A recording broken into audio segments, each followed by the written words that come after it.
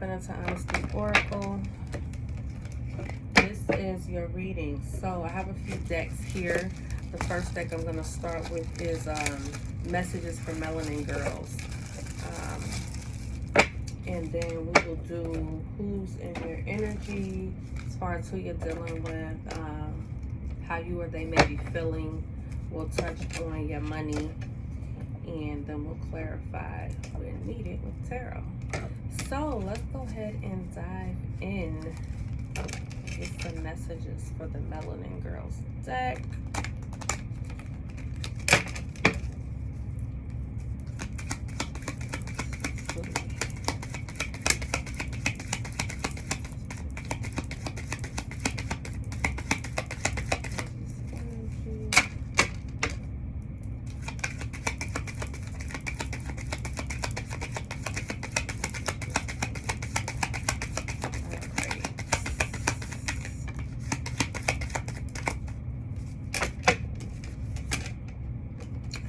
Take two of these. Put this one. Okay, so for messages for Melanin Girls, your reading is starting off confirming that your intuition is correct. So if you're particularly having a thought about someone, or you have kind of reservations about your relationship with that person, your intuition is correct. The next message you pulled is stop people pleasing. I feel like you find yourself in a period of where you do a lot to keep people in your life. So you make yourself resourceful, you make yourself available. When people need somebody, they probably most likely call you. When people need a fix, or when people need a vent, more than likely they call you. However, this mechanism isn't generally done in a healthy way. Usually when it's done, it's so that we keep people within our circle, the certain types of people that we want around. We make ourselves useful and available to them so that they always have a reason to come back. Now, this goes both ways in some of your relationships. You have some people that do this to you as well. However, you may not be as interested in those people, or you might not place them high on your priority list. So again, we're always a mirror reflection of those around us. So keep in mind, if you are going through something with a specific person, just take a look at your own actions and make sure that you're not doing that exact same thing to somebody else that you don't prioritize. You also pulled the angel number 888. Basically, you have lots of money and financial abundance that's on its way to you. You are aligned with the money that you desire, so definitely don't get distracted by people pleasing and trying to keep people in your life that may need to go in order for this manifestation to come in. You also pulled 555, which is also an angel number. You have huge changes ahead. So trust that the transition that you're going through right now is for your highest good. I feel like you feel like that you're scatterbrained and that your energy's everywhere, and it's really not. This is the time where everything is going to be brought to service. All your traumas, all your triggers, your relationships, and how they're going, if they're suffering, if you're suffering, the unhealthy habits, all that shit's going to come up, because number one, it's Mercury retrograde. If you follow me, or if you don't follow me, I give a lot of esoteric knowledge, and I do readings daily, different for the different zodiac signs. I give information on the type of retrogrades that are occurring. Right now, we're in Mercury retrograde. So right now, your energy is probably scattered in everywhere. You're wanting to make some type of decision because you feel like you don't know what you're supposed to be doing right now. The exact feeling that you have is exactly what you're supposed to be doing right now. You're supposed to be wondering what you're doing in your life. You're supposed to be taking that mirror and reflecting it back to you so that you can make better changes, so that you can elevate past the point of where you're wanting to go. I feel like you have a lot of people in your energy that may dictate some of your actions. So let's see who you have in your energy, and maybe we can set some healthy boundaries for these type of relationships.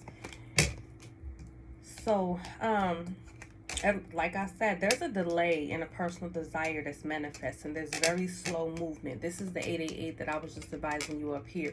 You have money coming in, but because there's something people you need to cut off, this is why this is taking its time getting its way to you. You also pull toxicity. This is a confirmation that there are many around you that wear false masks.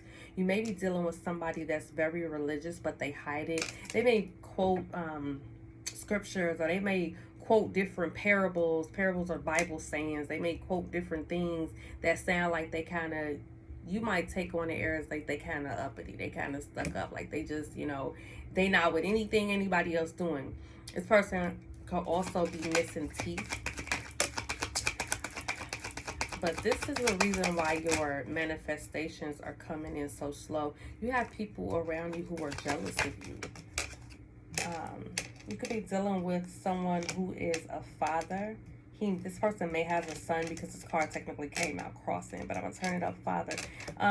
After that, you pull the he or she is a unicorn, a rare connection indeed. So there's somebody that you have in the midst of your energy. This could be somebody you already met, you just met, or you're getting ready to meet this person.